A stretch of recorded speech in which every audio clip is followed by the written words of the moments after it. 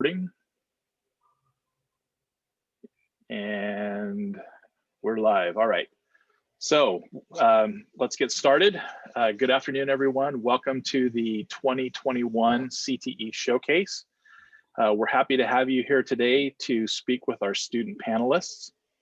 I'd like to take a moment and thank our VIPs, our very important partners who consistently support our CTE students, as well as those district and site personnel who are here to support the panelists as well. I'd also like to thank my CTE staff for all of their hard work putting this event together. Jenna King, our career support specialist who works elementary to middle school. Donna Schulte, our CTE job development specialist who works with our industry partners. And Thelma Lowry, our CTE administrative assistant who takes care of all the behind the scenes work, as well as Nick Mugridge, our CTE liaison who put the site together and got all of this up and running. Can you hear him? So industry partners, this is your opportunity to meet each of our students and ask them questions about what they've learned this year. So as we get started, I am going to ask to make sure that everybody has their microphone muted, and we'll introduce each of our students. So starting with Gavin Zwang from King High School, Zach Martin from Arlington, Madison Ditta from Ramona, Serena Rosas from North High School, and Heather Snyder from Poly High School. So let's start with Serena. Go ahead and give us your name, your school, your program, and what you're going to do after high school. So hello everyone, my name is Serena Rosas. I'm from John W. North High School. I'm part of the LAPS program, which stands for Law and Protective Services. And after high school, I'll be attending CBU to study psychology. Thank you. Madison. Hello, my name is Maddie Ditta. I go to Ramona High School and I'm a part of the Health Careers Academy program. And after high school, I'll be attending the University of Montana to continue my education. Thank you. Heather. Hi, my name is Heather Schneider. I am a part of the dance program at Riverside Poly High School. After college, I plan to have my own real estate business and on the side teach younger students. Great, thank you. Gavin. Hi, my name is Gavin Zhang. I'm from King High School. The program name I'm attending is the Marketing and Sales Pathway. And my plans after high school are to, I'm going to be attending UC Berkeley in the fall with an undergrad major.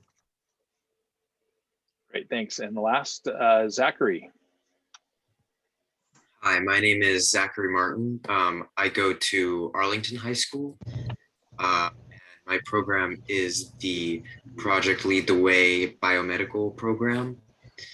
And after high school, I plan to go into the medical field. As a junior, I have not been accepted into any colleges yet. But. Great, thank you, everyone. So I'm going to start with a question for each of our panelists and industry partners. There are two ways that you can help communicate and drive the conversation. One is you can unmute and ask a question or raise your hand in the reaction box down below. And the other is to put a question in the chat, which will be monitored and facilitated by Jenna King tonight. So the first question I have is for any of the panelists. How has core academic content, that's math, English, science, history, connected to the career skills that you've learned in your CTE program?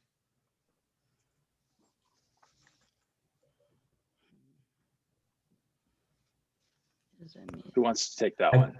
I can go first. Okay, Gavin. So I'd say there are two main ways that a core academic subject has really connected to the career skills for my CTE program. So first of all, in the marketing class I've taken a few at King.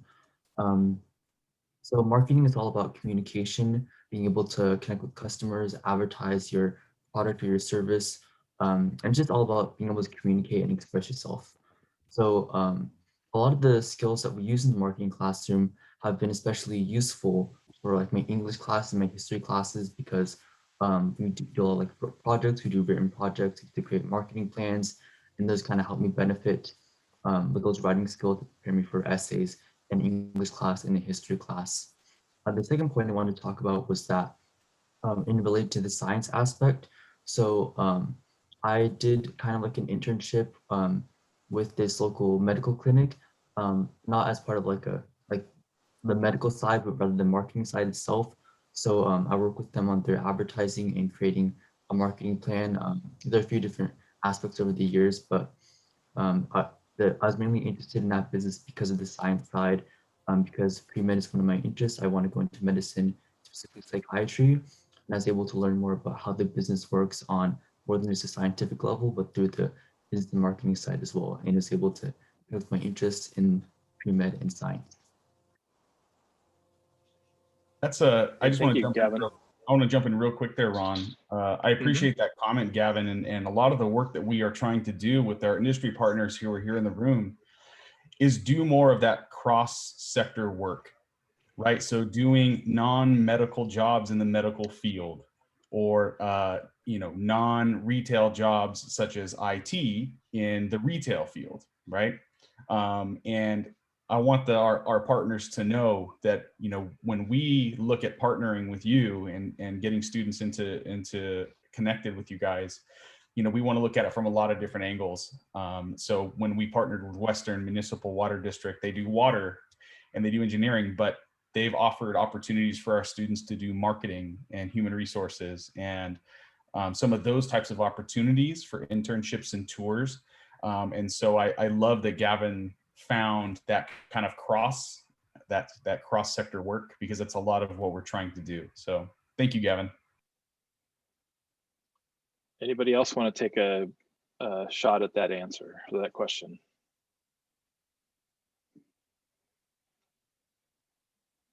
All right. Any questions from the audience?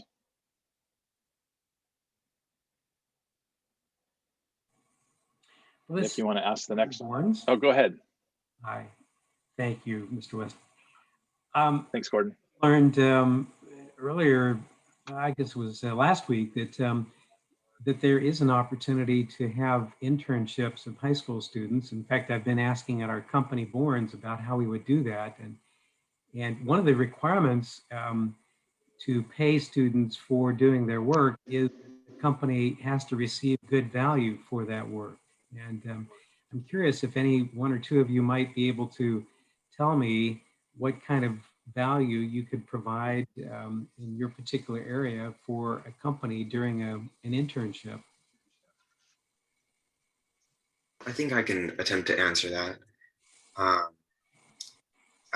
For the biomedical program, it's based heavily in science and math, and I believe that the curriculum for biomed is very lab-based, and so a student coming from this program would be very beneficial as an intern for companies who need people who can use the aseptic technique and be very knowledgeable in labs and not have to be taught things like that, because we have hands-on experience. Good answer. Thank you, Zachary. Anyone else? Yeah, I'd like to add on to that. So I'd say that I'm the program that I was in was marketing, and definitely a huge value that I think high school students can bring to any business is the value of like digital marketing, social media skills that pretty much all the young people have, since I guess the younger generation high school students are much more attuned and accustomed to these digital advertisements because we see them all the time on our social media platforms, on Google, on YouTube, on whatever we do, especially during this current pandemic. A lot of businesses have had to transition to online work, marketing, and high school students and young people are the most suited to be able to connect with customers and connect with people through these platforms. Very good. Gavin, thank you. Excellent answer. Good. Any? So I'm going to ask I'm going to ask a Go ahead. follow-up to that, Gordon. To any of the panelists, you know, you both brought up hands-on learning. So what kind of projects would you have done that would translate well into the marketplace after high school? Maddie, how about you? I want to put you on the spot.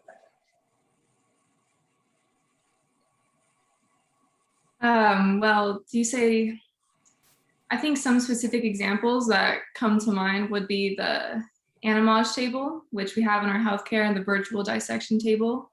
This table has taken on so much of our learning to another level when using in class, and being able to apply what we have learned on the table has developed our skills even more. And I feel like being able to experience that into another environment helps improve us so much better. Very good. Thank you. Good job, Patty. Well done. I believe I could add to that. Sure. For the program I'm in, our third year is called medical interventions, and it's a lot about teaching us how people diagnose and treat illnesses. And as such, we've learned a lot of hands-on techniques like gel electrophoresis. And recently we've been preparing for a lab on transformation of bacteria to insert plasmids into bacteria so that they can create certain proteins and extract them, and which we've been preparing for ourselves to actually do that, which I think is pretty advanced for a high school class. Very good. That's Thank you, true. Zach. Thank you. Other questions from the audience?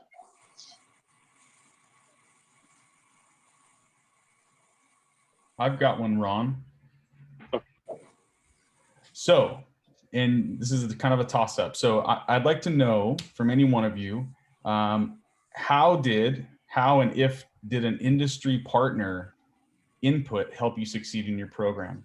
So either industry partner, just the partnership, mentorship, or input on your education, someone from outside of your classroom who's in the industry. How have they affected you and your learning?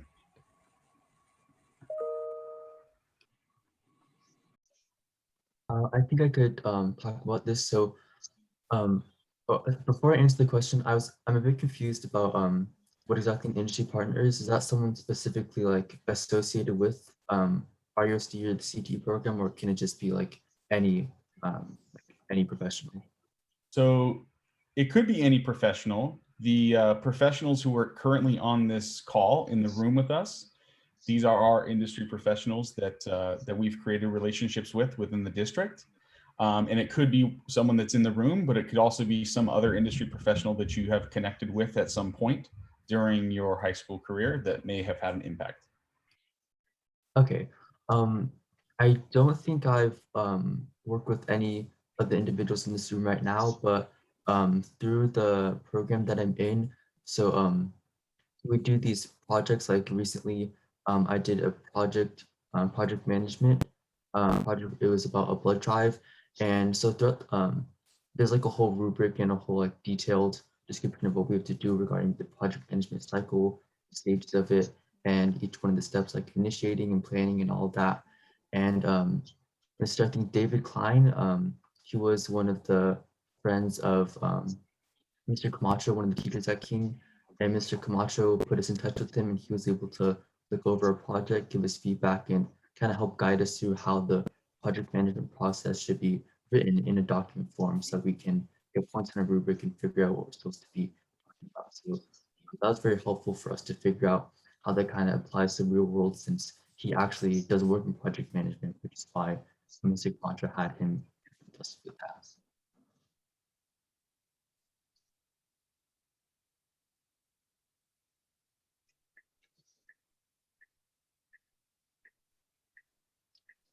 Anyone else had input from business or industry partners in the classroom?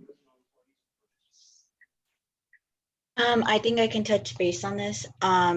In my program, we do a lot of community service and working with the public, also with like professionalism. We had one time I remember we actually did work with Mr. Bournes and our LEAPS team, where we were able to learn about how to present ourselves and all the different types of directions we can go within the STEM programs, even though we're law-based and law and protective services based program.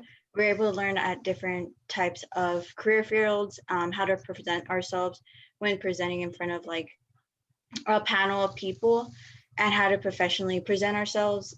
Also with just being able to talk to your community members. We have a lot working with the RPD, and they teach us a lot about working professionalism, how to present yourself, how to professionally talk to somebody in higher power than you, or just anybody generally that you need to respect. And yeah, that our program teaches us a lot with working with our communities in just different types of ways. Thank you, Serena. Heather, I'm going to put you on the spot for the next one here. Okay, so how has your CTE program prepared you to stand apart from others in your field?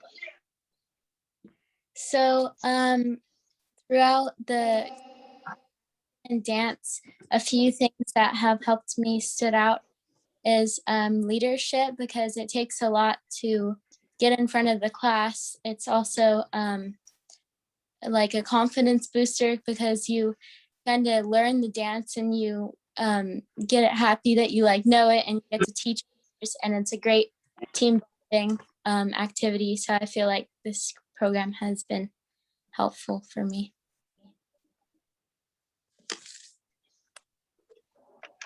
Thank you, Heather. Any questions from the audience? Hi, Ron, and good afternoon, everyone. Just a question for the panelists. I'm just thinking about you all now and how far you've come and the experiences you've had and everything you've learned. I'm just curious what, I don't really want to use the word advice, but I'm just curious on what you would want middle school students to know, about career pathway education as they're considering the choices that they're going to make when they get into high school. What would you want younger students to know as they consider whether or not a CTE pathway is right for them? I think the best advice I would have is to definitely try to at least try whatever opportunities are given to you, and to take a look and see if you like it or not. So me, when I was in middle school, I never thought I would have an interest in marketing or would be taking a marketing class or in this kind of pathway at King. But because of the outreach provided that the high school did at my middle school, I ended up taking these classes and joining the program, and it's been extremely helpful towards me, and I've really enjoyed it. So that's why I'd say my best advice is just to try it out, even if you don't think it may not be the best fit for you, because you never know until you actually try it. And once you're in the program, it's not like you're exactly forced to stay in it the whole time. So you can just see if you like it, and if you can say, if you don't, then you can just.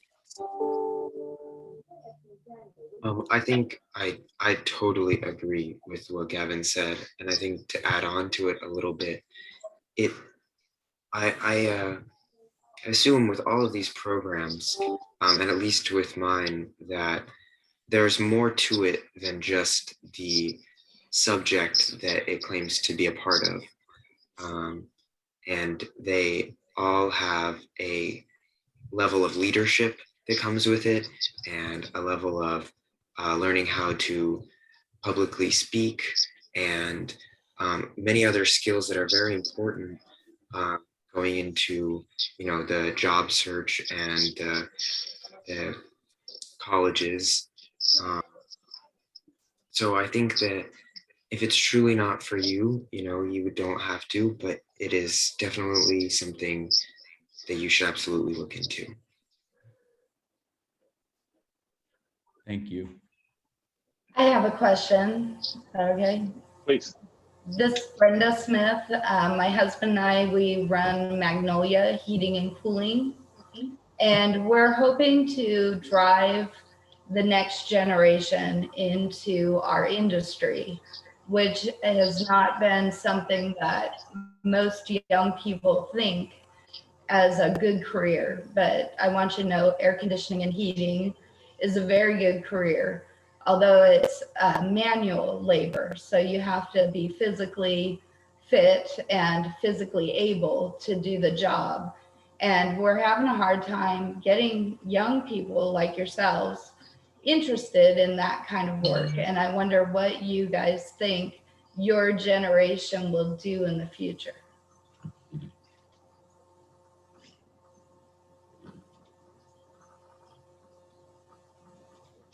I can take this Good one question.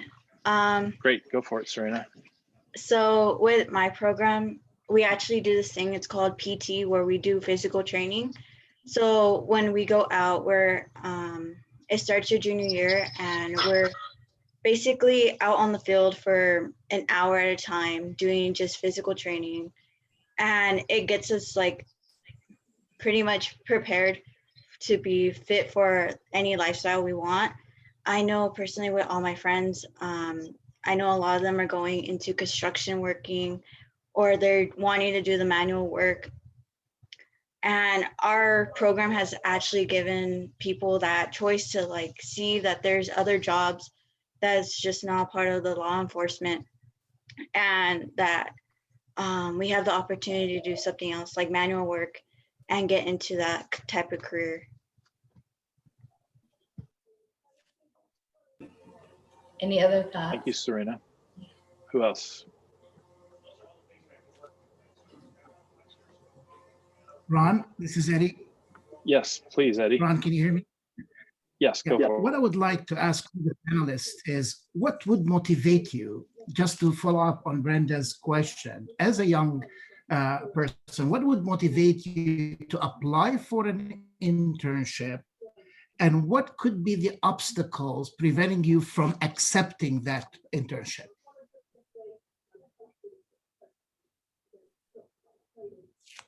I can go with that one, but I think the biggest obstacle for high schoolers especially is just time. I feel like the time to take that is just, we're loaded with so much work and everything, but taking an intern responsibility, that opportunity is super beneficial for us in the long run. Just finding the time to be able to put that aside and get those hours in would be the hardest thing for us. But that's something that many want to strive to do. Thank you. I think that reaching out is a very useful tool, and I think education is also very important for motivating young students. In the program that I'm in, we are prepared, we are loaded with knowledge, and we are very prepared for internships. And I think that in our program, they prepare us for science-based internships, and even have us research and find information on lots of jobs in the medical field. I think that more education on career jobs would be very beneficial to students. Thank you, Zach. I just kind of have a follow-up comment on Eddie's question and some of the answers from Maddie specifically. And it's kind of a question I'm going to pose to the panel and to our partners who were on the call. I think that there's kind of like that, almost like a fear that, Maddie, like you're saying, you don't have time, right? And then from the employer standpoint, that maybe they don't have time, but I think in reality, both sides are, willing to compromise, right?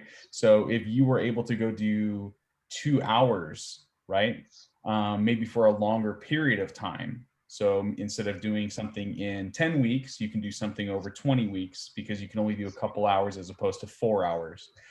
I think that there are people on this call, both sides, that I think could compromise and we can make that happen. But it's all about that communication, right? It's all about doing things like this. And like you said, Zach, reaching out to those people and finding that happy medium that's going to work for everybody. I also wanted to add that I think one other obstacle that may like kind of dissuade or prevent students from trying to apply for or to take these internships is on like visibility, information, and how meaningful it is. So what I mean by that is sometimes like students hear, I guess, rumors or have the like opinion that internships available to them as high school students won't be worth their time and may not really be like helping in the actual career work, but maybe just like doing some like getting coffee, paperwork, or like sharpening pencils or something, which although like we definitely can do that, some students feel like it may not be worth their time or may not help them in the ways that they're looking for within the internship. So I think communication when they're applying to the internship and when if they receive it and they're trying to choose whether to accept it or not, about what exactly their responsibilities will be and the information about the schedule and exactly what it entails would be extremely helpful. Thank you. I see that we've got about just about 4 minutes left before we end the session. And so I'm going to pose the same question to all 5 of you, and we'll just go through in order. And that question is, what is the most memorable experience you've had from working in this program? And I'm going to start with Maddie, and then I'm going to go to Serena next. My most memorable experience in this program would probably just have to be the experience itself, because the healthcare skills and the relationships created because of just being in this program have developed so many opportunities now available for me that will benefit me in the future. Thank you. Serena, and then Heather. One of my most memorable was probably the LEAP STEAM we did with Borns. It was able for me to open up my eyes to different careers and be able to public speak more often. My sophomore year, I wasn't able to publicly speak in front of many people or take on the leadership role. But with the program and just being able to do that internship was very, very fun. I was able to earn school credits and community service. Also being able to learn the skills of public speaking and collaboration with people I didn't even know who went to my school or different other schools. Thank you, Serena. So we'll go to Heather and then Zachary.